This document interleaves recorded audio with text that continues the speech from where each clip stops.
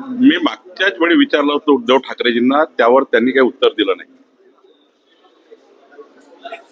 ठाकरेंचे खासदार, उद्धव ठाकरेंचे खासदार नाशिक, परभणी आणि धाराशिवला निवडून आले.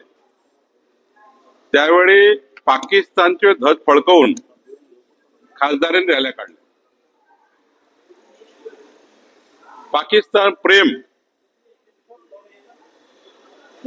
आणि पाकिस्तानचा झेंडा फडकवण्याचं पाप ज्या उद्धव ठाकरेच्या सेनेने केलं त्यांना बिलकुल अधिकार नाहीये.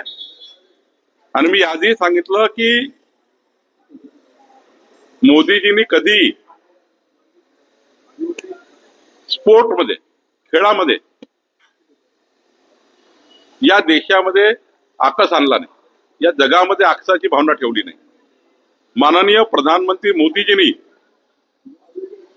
क्रीडाला, स्पोर्टला प्रोत्साहन दिलेलं आहे. आज आंतरराष्ट्रीय पटलावर या देशाचं नाव स्पोर्ट्समॅनशिप भारत आणि भारताला क्रीडा क्षेत्रामध्ये मजबूत करणारा, स्पोर्टमध्ये भारताला मजबूती देणारे प्रधानमंत्री मोदीजी आहे.